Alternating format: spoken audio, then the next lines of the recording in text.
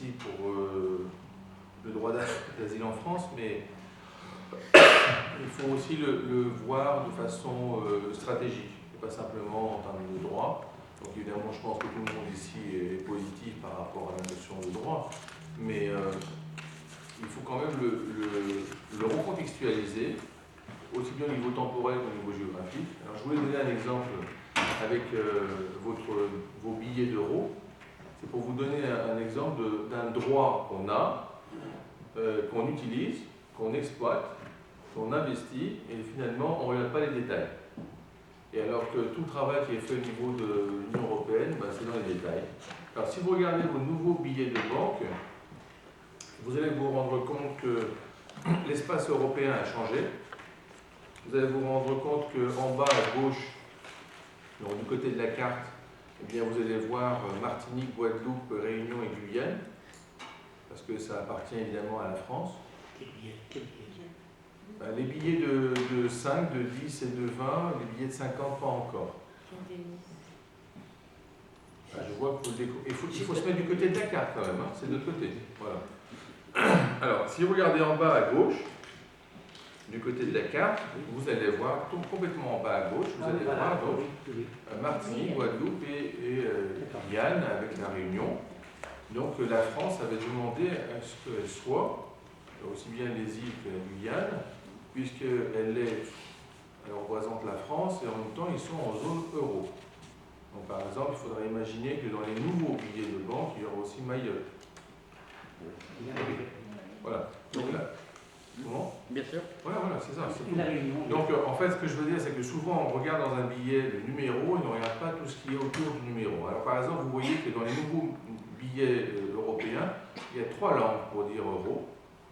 Donc il y avait la langue, je vais dire latine pour retrouver l'ensemble. Ensuite, on avait la langue grecque au moment où ils sont sortis. Et puis maintenant, en fait, on a aussi du cyrillique. Donc c'est pour ça que vous voyez le B et le P pour les locuteurs français. Alors, donc on avait des gens qui réfléchissaient sur le problème de qu'est-ce qu'on met dedans. Il y avait des gens qui disaient dans quelle langue. Et puis, si vous voulez faire des comparaisons entre les anciens billets et les nouveaux billets, et bien selon les anciens billets, il n'y a pas de l'île de Chypre. Et sur les nouveaux, elle y est.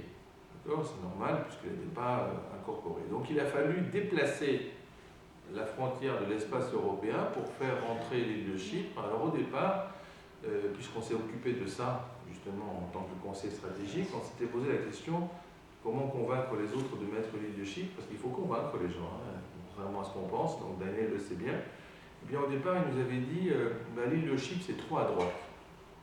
Pas les... Voilà, mais ils ont dit à droite, c'était l'expression. Et donc en fait, finalement, après on leur a dit, mais enfin les îles françaises sont trop à gauche. Et après, ils ont dit, peut-être qu'on pourrait les mettre en bas à droite dans un coin. Et puis finalement, ça a été résolu en déplaçant la carte. Et maintenant, vous pouvez voir la carte qui comporte l'île de Chypre, alors que ce n'était pas le cas auparavant. Un autre détail qui est plus fondamental et un peu plus astucieux, parce qu'il représente plus l'aspect stratégique, vous regardez les anciens billets, en fait, il y avait les 12 étoiles en sous-entendu, mais on ne les voyait pas. Alors maintenant, dans les nouveaux billets, il y a les 12 étoiles. Un drapeau européen qui représente, comme vous vous rappelez, les apôtres. Hein, et pas les 12 États membres comme on croit, parce qu'en fait, pendant très peu de temps, on a été 12. Et le drapeau, évidemment, existait avant. Alors je rappelle pour ceux qui ne s'en rappellent pas, c'est que le créateur du drapeau européen s'est inspiré de la cathédrale de Strasbourg, où il y a un vitrail, donc le fond du vitrail est bleu, qui est la couleur de la Vierge, et au lieu d'avoir une auréole, elle a 12 étoiles qui représentent en fait les 12 apôtres. Donc c'est assez intéressant de le voir, parce que des fois on a des problématiques sur le plan religieux, on se demande est-ce que c'est écrit, c'est pas écrit, est-ce qu'on est laïque, est-ce qu'on n'est pas laïque. Et puis avant que vous l'emportiez dans votre veste, rappelez-vous aussi que sur les billets d'euros, il y a des personnages, donc par exemple le personnage de l'Europe, hein, avec sa tête. Donc c'est toujours assez intéressant de le mettre en évidence, puisqu'on a quand même des religions qui n'aiment pas les représentations. Hein, mais elles n'ont pas de problème avec l'euro, malgré la représentation.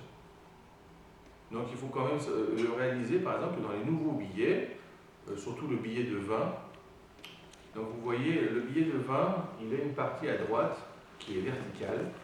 C'est la partie la plus chère, parce qu'il faut plusieurs centaines de milliers d'atmosphères pour l'obtenir. Voilà. Alors, si vous regardez avec la lumière en transparence, de l'autre côté, vous allez voir en fait la tête d'Europe, et c'est la partie la plus compliquée à imiter. C'est une Voilà. sécurité en fait. Comment ? C'est une sécurité quand il faut billet. C'est la meilleure sécurité. D'ailleurs, vous remarquerez que des fois, quand on vous contrôle vos billets, on vous contrôle que la moitié du billet. C'est vrai. Parce que si la personne arrive à faire celle-là, le reste c'est bon. Donc voilà. Alors donc, si vous regardez bien maintenant les étoiles, les 12 étoiles que je vous ai indiquées, eh bien vous allez vous rendre compte que les étoiles, elles sont en dessous des États européens. Donc là, comme Daniel nous a amené la carte, ça vous aidera. Regardez bien les étoiles, elles sont en dessous quand elles se trouvent sur un pays qui appartient à l'Union européenne, et elles sont au-dessus quand il n'appartient pas. Vous voyez ? Donc c'est un traitement un peu en transparence, hein, mais on arrive à voir ce qui se passe. Alors c'est assez intéressant parce que vous allez remarquer que dans la partie qui est la zone de contact entre l'Europe et l'Asie, eh bien il y a une étoile qui est en dessous, là où elle devrait être en dessous. Voilà. Donc, je vous laisse voir ça. On va regarder différemment notre monnaie maintenant. Voilà. Et alors, un autre détail, donc vous voyez qu'il y a des bâtiments dans vos billets. Ces bâtiments donc, sont très clairement définis comme des bâtiments européens, hein, mais en fait, ils n'existent nulle part. Donc, ils ont été fabriqués pour la monnaie, pour que personne ne puisse dire « ça, c'est mon bâtiment, genre ma tour Eiffel, mon acropole, etc. » Et donc, en fait, c'est assez intéressant comme point de vue, puisque c'est complètement différent du point de vue des pièces, puisque là, en fait, on a un billet unique pour l'ensemble de l'Union, c'est plus fédérateur, en fait, hein, si vous voyez cet esprit. Alors que pour les pièces, on s'est dit, bon, bah, chacun fait un peu ce qu'il veut, puis on se retrouve avec des pièces où des gens, après, font des statistiques pour savoir quelles sont les différentes pièces et à quel endroit elles ont été sorties, coupées, etc. Et alors, un dernier point, quand même, puisqu'on parlait avant de la conférence du cas de l'Union, enfin, du Royaume-Uni, il faut savoir en fait que l'euro est fabriqué au Royaume-Uni aussi. Alors, le Royaume-Uni n'en veut pas, mais il le fabrique et l'Union européenne l'achète. Donc, je vois que ça vous surprend un peu. Alors, il faut savoir que l'Union européenne ne peut pas interdire au Royaume-Uni de faire partie des concours de fabrication de monnaie, puisqu'elle fait partie de l'Union européenne, et si elle est sélectionnée, elle ne peut pas la rejeter en disant qu'elle ne fait pas partie de l'euro. Mais c'est assez intéressant, puisque c'est assez révélateur aussi de la politique locale, à savoir qu'on participe à un concours pour fabriquer une monnaie qu'on n'utilise pas. C'est bien. C'est plus Albion, on va dire.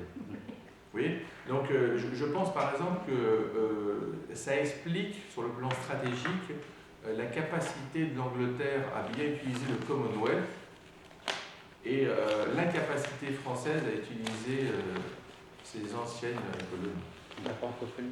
Oui, parce qu'en fait on est plus dans un cadre très entier d'un côté et relativement souple de l'autre, qui permet quand même des subterfuges et des stratagèmes sans aucun problème réel.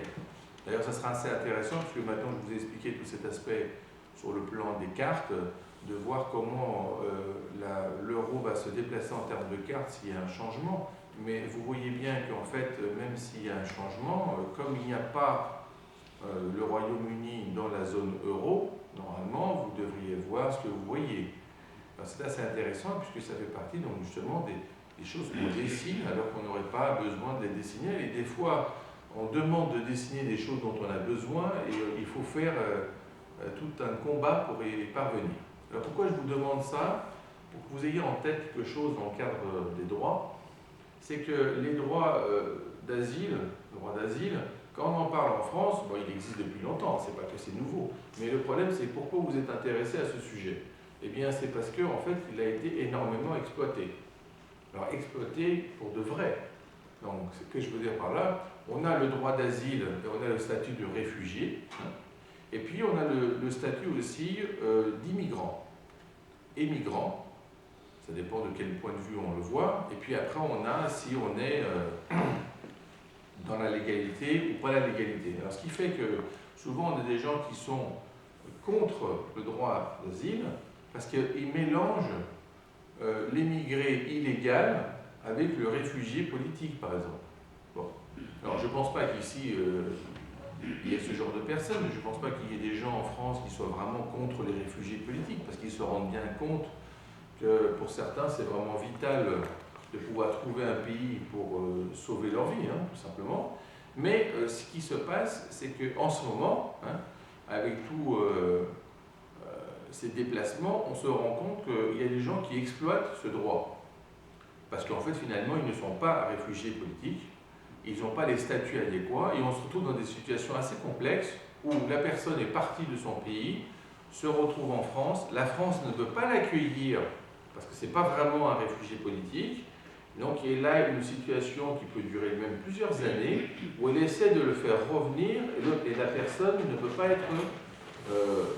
être sur place et revenir d'elle-même. Alors ce qui veut dire qu'on est dans un cadre d'un sas un peu intermédiaire, c'est-à-dire qu'on a un pays, on va dire source, et un pays cible, et on se retrouve avec des gens qui sont dans la situation intermédiaire, par exemple comme la jungle. Hein. Alors, ce qui est assez intéressant aussi, c'est que ça change de données au niveau de la France. Pourquoi? Parce que quand on dit droit d'asile en France, eh bien au départ, on était persuadé que les gens voulaient venir tous en France. Et puis là, on se rend compte qu'en fait, il y a des gens qui viennent en France pour partir. Donc c'est exactement le grand problème qu'on a eu entre la France et l'Angleterre. Hein. Et le problème du tunnel sous la Manche, où les Anglais nous accusent. Alors quand je dirais nous, là je veux dire les Français, hein, les Anglais nous accusaient de laisser passer des gens qui ne devraient pas. Alors, donc vous voyez quelle est la problématique. La France laissait passer des gens, pas officiellement, hein, c'est que c'est simplement qu'ils prenaient le chemin du train, etc., et qui se mettaient d'ailleurs en danger, parce que ça fait quand même 35 km de voie à 800 mètres sous la mer, ça va. Eh bien, la France se retrouvait avec une position un peu bizarre. Pourquoi? Parce qu'elle ne pouvait pas retenir les personnes, parce qu'en fait, elle ne pouvait pas les garder, et ces personnes ne demandaient pas un droit d'asile en France. Donc elles étaient simplement de passage. Alors vous voyez un peu la situation un peu complexe, puisqu'elle s'est retrouvée d'être accusée de laisser passer des gens qui ne veulent pas rester sur elle. Donc si elle les garde, eh bien il faut qu'elle fasse la demande sur place. Donc il faut qu'elle traite la demande pour la France. Mais la personne ne demande pas pour la France. Bon. Alors, une mise au point par rapport au droit d'asile. Et vous allez voir comment ça s'implique avec d'autres données européennes, asiatiques, Moyen-Orient, etc. Alors la plupart des gens qui sont pour le droit d'asile ne regardent pas les termes. Alors un des termes très spécifiques du droit d'asile, c'est qu'on a le droit de demander le droit d'asile lorsqu'on se trouve dans le premier pays qui n'est pas en guerre, ou dans un conflit, et qui permet de dire que la personne pourra jouir de son intégrité physique sans aucun problème. Alors, quand vous l'entendez ça, personne n'est contre, on est d'accord. Bon. Le problème, c'est qu'est-ce que vous faites quand vous traversez plusieurs pays avant de demander un droit d'asile? Parce que regardez ce qui se passe. Quand vous avez par exemple des gens qui rentrent dans l'Union européenne, vous avez tout le temps la carte de l'Union européenne, alors en ce moment on a beaucoup de gens qui viennent de Syrie et d'Irak, donc ils ont tendance plutôt à venir de la partie, on va dire, grecque, bulgare, roumaine, vous voyez cette... Et en fait, ils ont comme point de vue soit l'Allemagne comme but, soit la Suède. C'est les deux grands buts. Bon. Et puis de temps en temps, on a des intermédiaires qui ont comme but, par exemple, la Belgique. Alors, qu'est-ce qui se passe? À partir du moment où on est dans l'Union européenne, et à partir du moment où on est dans le cadre Schengen, bien la notion de frontière n'est plus la même, hein, c'est pas complètement défini. Et quand on passe sur des intermédiaires, eh bien, on pourrait se poser la question, quel est le statut de la personne quand elle ne demande pas de droit d'asile alors qu'elle demande à aller plus loin? Parce que si c'est le droit d'asile, ça veut dire qu'elle est en danger dans son pays, et donc elle veut se retrouver dans le premier pays qui est non en danger pour elle, Alors que finalement, on se rend compte qu'elle se déplace sur 4 ou 5 pays avant de demander un droit d'asile. Pour les gens qui sont spécialistes du droit d'asile, ils comprennent tout de suite ce que ça veut dire. Ça veut dire émigration. Ça ne veut pas dire droit d'asile. Le droit d'asile, la personne est véritablement en danger, donc en fait elle essaie de se protéger le plus tôt possible. Elle se rend compte aussi que si elle n'est pas officiellement sur un territoire, eh bien dès qu'elle se fait arrêter par la police, elle est dans l'illégalité. Alors qu'en fait, évidemment qu'elle était dans une certaine forme d'illégalité, puisqu'elle est partie de son pays dans des conditions, on peut imaginer, même des fois les pires. Elle essaie de re-rentrer dans la légalité le plus tôt possible. Donc elle ne s'amuse pas à traverser toute l'Europe pour faire ça. L'autre problématique, c'est qu'est-ce qui se passe quand on a des populations quasiment exclusivement masculines. Alors la question est très simple, surtout quand on est dans un cadre génocidaire. Alors par exemple pour la Syrie, je vous rappelle que l'Angleterre et les États-Unis ont voté qu'il s'agit en fait d'un crime contre l'humanité, d'un crime de guerre et d'un génocide. Donc ces États-là par exemple considèrent que c'est clairement un génocide. Bon. Quand on est dans une situation de génocide, quand on a une personne qui vient, si moi je viens vous voir et vous êtes une commission, et je vous dis voilà, moi je suis en danger, et il faut que vous me protégez, donc je demande le droit d'asile. Et après, au bout d'un moment, vous me posez rapidement des questions du genre, est-ce que vous avez une femme? Est-ce que vous avez des enfants?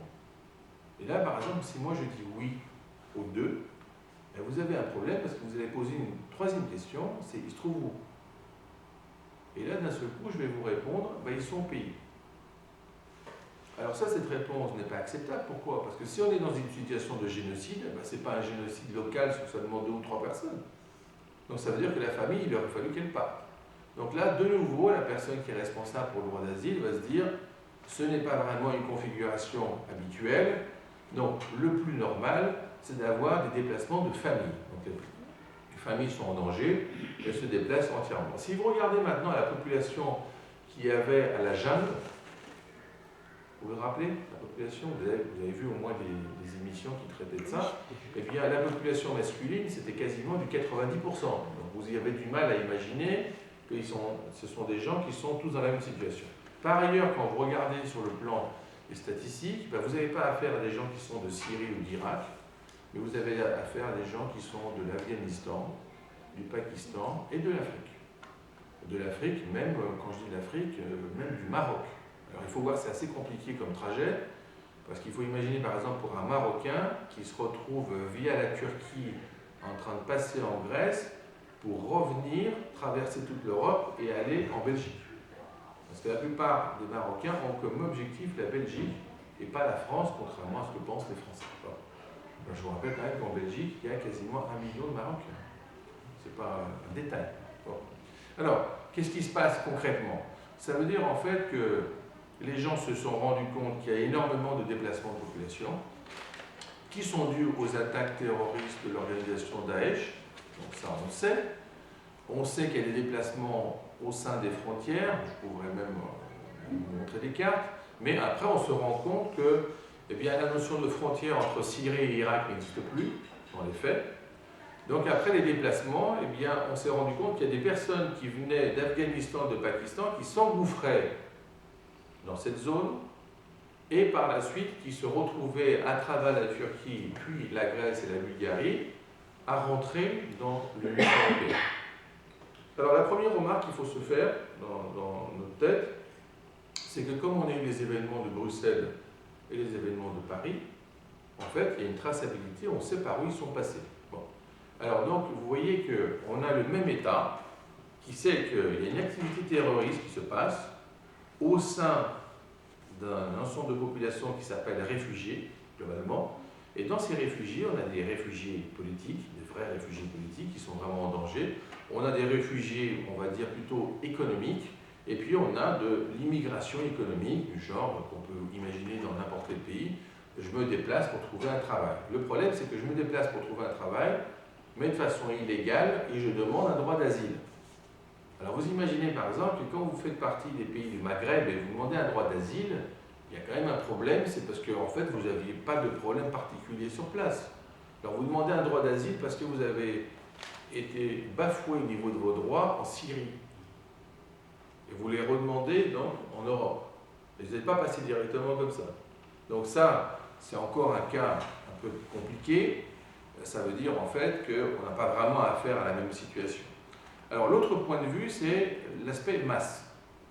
Donc on ne traite pas ça comme idée, alors que c'est le point de vue le plus intéressant en termes de droits de l'homme à l'échelle humaine et planétaire. Qu'est-ce que ça veut dire?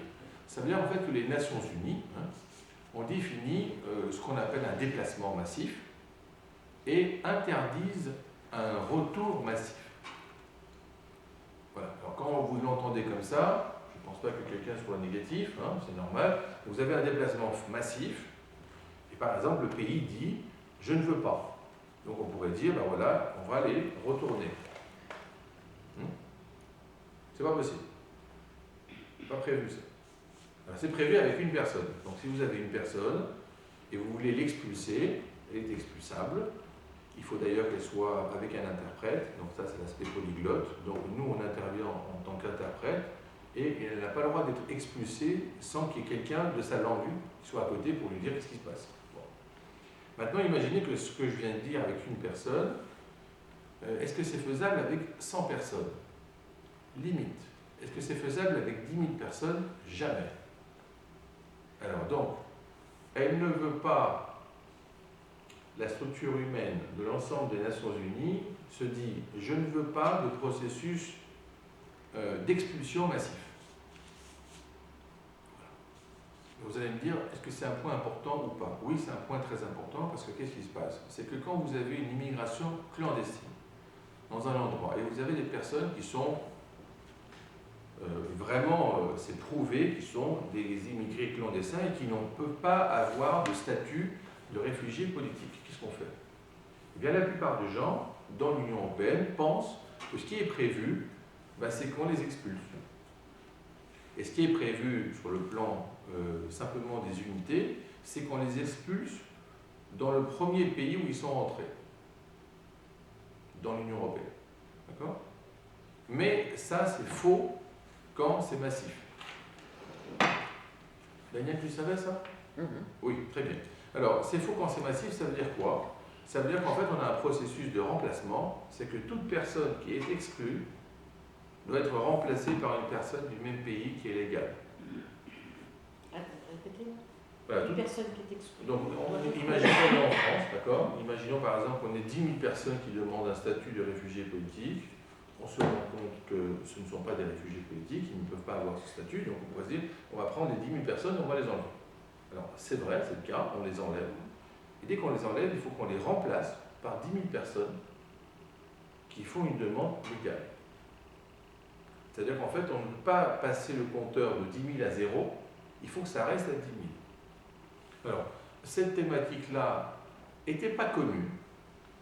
Et on s'est rendu compte qu'elle a fini par être connue parce que, évidemment, quand on décide des choses au niveau des Nations Unies pour les droits de l'homme à l'échelle planétaire, on voudrait que ça soit respecté de partout.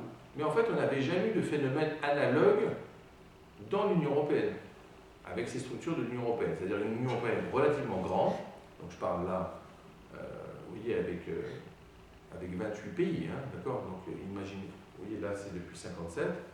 Avant, quand c'était simplement 6, 9, 10 pays, c'était différent. Donc là, vous avez énormément de pays. Vous avez des pays qui sont dans les accords de Schengen, donc on peut traverser facilement la frontière sans avoir aucun problème. Et on s'est retrouvé avec une situation qu'on n'avait pas prévue. La situation qu'on n'avait pas prévue, c'était la suivante.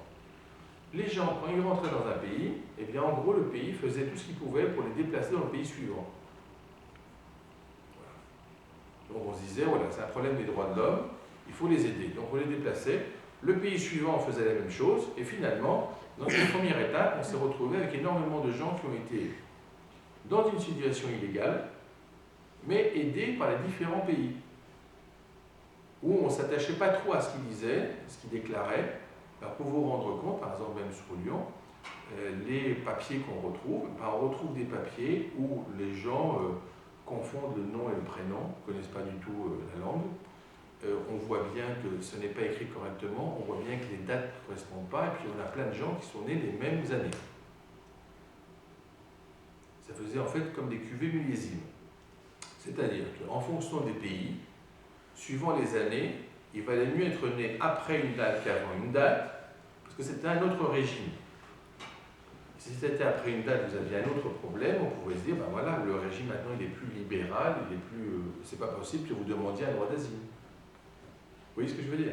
Et puis on s'est retrouvé aussi avec des personnes qui étaient déjà dans d'autres pays et qui là perdaient leurs papiers et faisaient semblant d'être repartis de la case départ de leur pays pour pouvoir dire qu'ils ont été exclus. Donc je donne un exemple, par exemple, avec les Albanais. Donc les Albanais, il y a beaucoup d'Albanais qui vivent en Grèce, qui font leurs études en Grèce, et ensuite d'un seul coup, comme la Grèce a eu une crise économique, ils ont perdu leurs papiers et ils sont officiellement partis de l'Albanie. Donc ils demandent le droit d'asile en France en tant que personne rejetée de l'Albanie. Alors quel est le comique de la situation? C'est qu'en fait, évidemment, comme nous on est dans les réseaux de traduction, eh bien, on se retrouve avec des gens qui ont un droit d'asile parce qu'ils sont venus d'Albanie. Donc je donne l'exemple d'Albanie parce que c'est un exemple concret, il y en a plusieurs. Et ensuite, ils vous demandent de traduire leur diplôme de Grèce. Mais ils étaient d'Albanie. Vous voyez? C'est comme si vous aviez quelqu'un, par exemple, qui est né au Maroc, qui fait toutes ses études en France, bac, etc. Il veut s'inscrire à l'université, mais s'il dit qu'il était en France, ben évidemment, il ne peut pas avoir un droit d'asile, je ne sais pas, en Belgique. S'il dit qu'il a été exclu pour une raison quelconque du Maroc, ben il est parti, alors on l'accepte parce qu'on n'a pas bien vérifié, et d'un seul coup, il dit qu'il voudrait bien rentrer dans l'université. Et là, il montre ses diplômes français. Alors vous allez me dire, mais c'est pas possible. Si, c'est possible parce que les services ne communiquent pas forcément sur tout. Donc on se retrouve avec des situations un peu fallacieuses comme ça, où ce sont des gens qui se sont simplement déplacés pour des raisons économiques.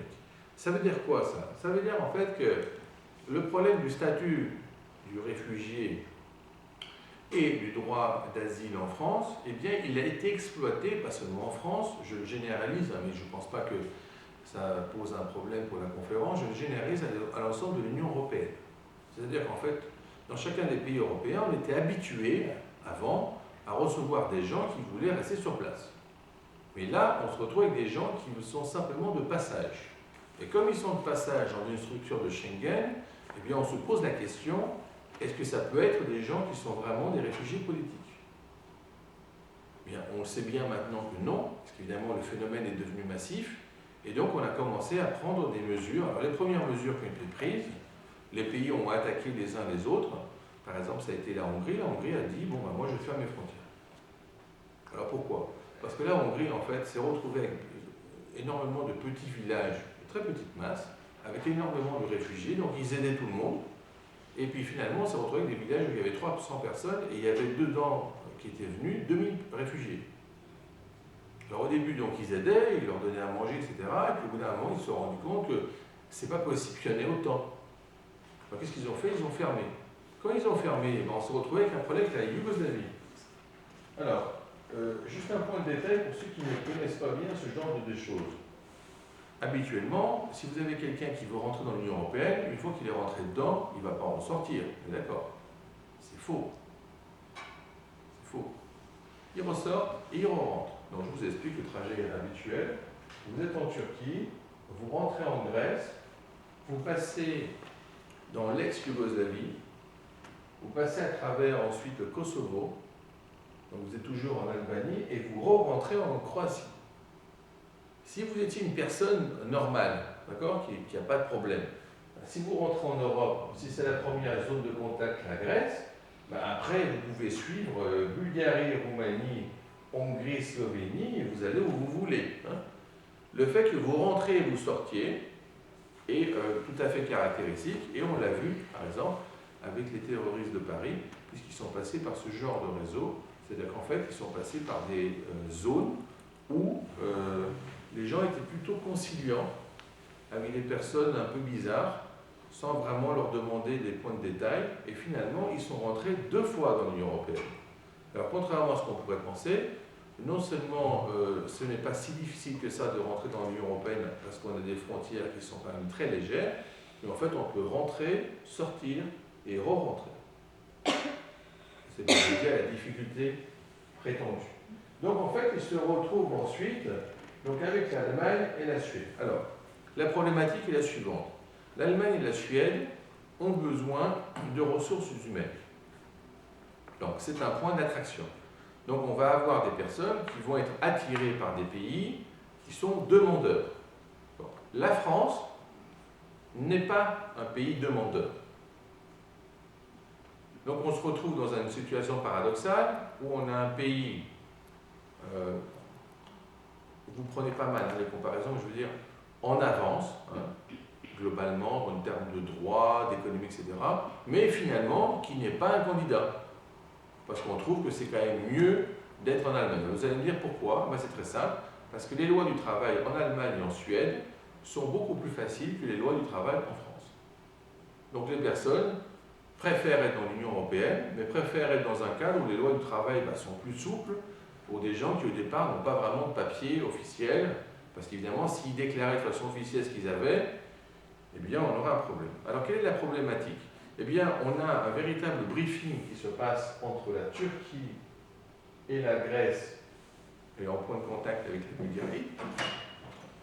C'est-à-dire qu'en fait on briefe les gens pour qu'ils soient présentés comme des gens,